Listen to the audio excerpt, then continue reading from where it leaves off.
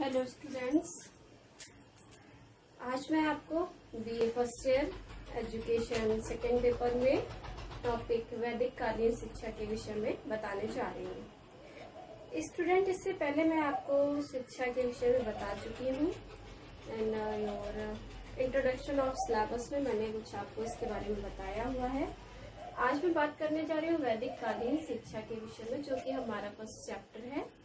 साथ ही साथ important chapter भी है, बिकॉज इस चैप्टर से काफी क्वेश्चंस आपके एग्जाम में मिलते हैं। सो ये काफी इम्पोर्टेंट चैप्टर रखता है आपके सिलेबस में। चलिए स्टार्ट करते हैं। वैदिक कालीन शिक्षा। वैदिक कालीन शिक्षा में मैं बात करूंगी सबसे पहले शिक्षा के विषय में। स्टूडेंट, जैसा आप जानते हो कि शिक्षा जो है मनुष्य के स्वाभाविक चलने वाली प्रक्रिया है और बालक के जन्म से ही प्रारंभ होती है, जैसा कि आपने अपने फर्स्ट पेपर में पढ़ा हुआ है। ओके, देन शिक्षा जो है वैदिक काल में शिक्षा का अर्थ क्या था, किस स्वरूप में शिक्षा को लिया जाता था। साथ ही साथ ये भी है कि मैंने बताया आपको शिक्षा जन्मजात चलने वाली प्रक्रिया है और शिक्षा जो है जब से मनुष्य का विकास हुआ, जब से मनुष्य का अभ्युदय हुआ है, तब से शिक्षा भी प्रारंभ हो गई है। क्योंकि फर्स्ट पेपर में इसके बारे में डीपली पढ़ाया गया हुआ है कि शिक्षा किस तरह से एक स्वाभाविक जन्मजात चलने वाली प्रक्रिया है, बालक के जन्म के समय से प्रारंभ हो जाती है और मृत्यु पर्यंत तक चलती रहती है। ओके स्टूडेंट, देन शिक्षा जो है जब से मनुष्य का विकास हुआ तब से चल रही है। अब इसके बाद हम बात करते हैं वैदिक कालीन शिक्षा की। वैदिक कालीन शिक्षा के विषय में यह है कि इसका प्रवेश या भारत में जब आर्यों का प्रवेश हुआ तभी से लगभग वैदिक कालीन शिक्षा का प्रारंभ भी माना जाता है और वो लगभग 2500 ईसा पूर्व से है। ओके, वैदिक युग में शिक्षा का अर्थ धर्म, आध्यात्म, ज्ञान तथा नैतिक आचरण से लिया जाता था। मीन्स अगर हम वैदिक कालीन शिक्षा की बात करते हैं तो वैदिक कालीन शिक्षा में जो शिक्षा का अर्थ है वो आपका धर्म, आध्यात्म, नैतिक आचरण आदि से लिया जाता था। कि अगर बालक को धर्म का उचित तरह से ज्ञान है, आध्यात्म का ज्ञान है, नैतिक आचरण का ज्ञान है, तो समझा जाता था कि हाँ, बालक जो है शिक्षित है, ऐसा समझा जाता था। ओके स्टूडेंट, साथ ही साथ बालक को शिक्षित करने के लिए माता पिता का शिक्षित होना आवश्यक था, उनका ज्ञानवान होना जरूरी था, नैतिक आचरण से परिपूर्ण होना जरूरी था, सदाचारी होना जरूरी था। ऐसा कहा जाता था वैदिक काल में कि गर्भ के समय ही माता अगर अच्छा नैतिक आचरण करेगी, माता सदाचारी होगी, वह अपने बालकों को उचित ज्ञान प्रदान करेगी, तो बालक भी उसी प्रकार का पैदा होगा, ऐसा माना जाता था वैदिक काल में। इसलिए वैदिक काल में माता पिता का सदाचारी होना बहुत ही आवश्यक माना गया था। ओके, देन वैदिक काल में अगर हम शिक्षा का अर्थ लें तो किससे है? धर्म, आध्यात्म, ज्ञान तथा नैतिक आचरण से। ये कुछ मुख्य वैदिक कालीन शिक्षा में तत्व थे, एलिमेंट्स कह सकते हैं जिन्हें, जो कि शिक्षा के लिए आवश्यक माने जाते थे। अब हम बात करते हैं जो हमारा नेक्स्ट है टॉपिक, उद्देश्य। वैदिक कालीन शिक्षा के उद्देश्य क्या थे?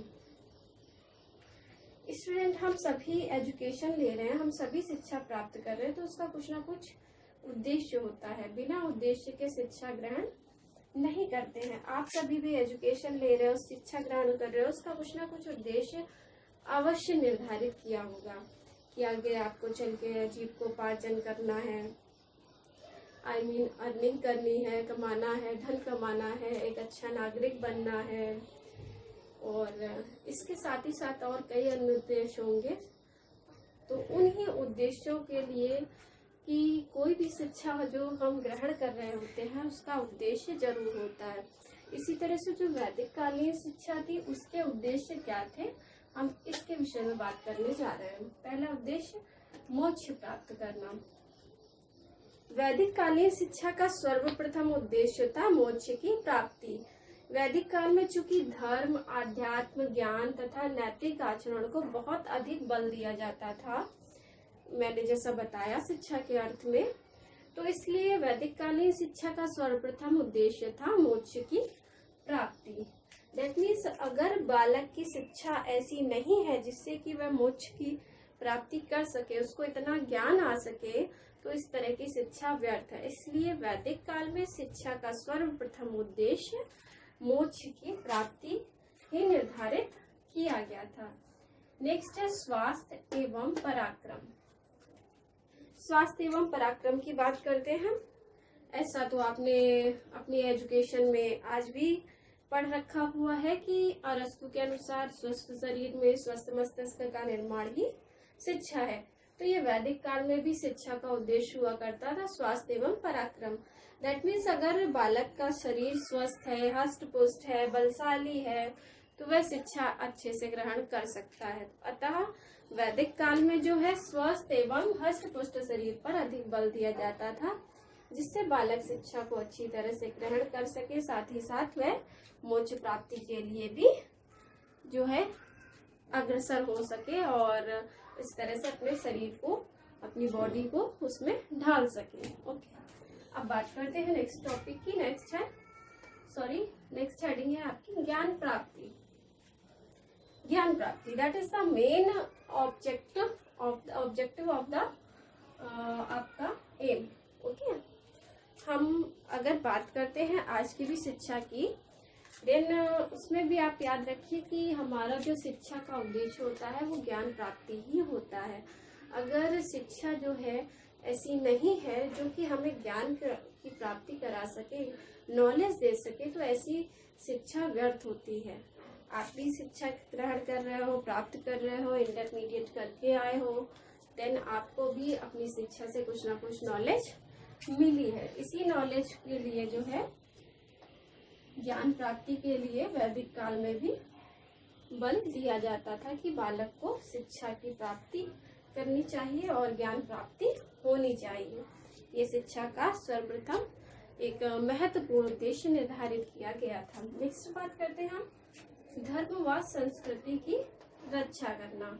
फोर्थ पॉइंट है आपका धर्म व संस्कृति की रक्षा करना। वैदिक काल में धर्म व संस्कृति की रक्षा करने को भी शिक्षा का एक महत्वपूर्ण उद्देश्य माना गया था, क्योंकि अगर व्यक्ति अपनी धर्म व संस्कृति की रक्षा नहीं करेगा तो उसे आगे आने वाली पीढ़ी तक कैसे हस्तांतरित करेगा। हस्तांतरित मीन्स ट्रांसफर करना, एक पीढ़ी से दूसरी पीढ़ी तक पहुंचाना। जैसे कि आज आप कोई ज्ञान प्राप्त कर रहे हो, आप आगे आने वाली पीढ़ी को अपना ज्ञान दोगे, अपनी संस्कृति सिखाओगे, अपने धर्म के विषय में जानकारी दोगे। उसी तरह से वैदिक काल में भी धर्म व संस्कृति की रक्षा करना जो है एक महत्वपूर्ण उद्देश्य माना गया था, ताकि अपनी धर्म व संस्कृति का ज्यादा से ज्यादा प्रसार हो सके और साथ ही साथ वो एक पीढ़ी से दूसरी पीढ़ी तक हस्तांतरित भी हो सके। ओके, नेक्स्ट हम बात करते हैं फिफ्थ चारित्रिक एवं नैतिक विकास की। हमारा जो अगला पॉइंट है चारित्रिक एवं नैतिक विकास, आई होप ये आज की हमारी शिक्षा का भी एक महत्वपूर्ण उद्देश्य है और आप भी समझते होंगे और आपको भी जानकारी होगी।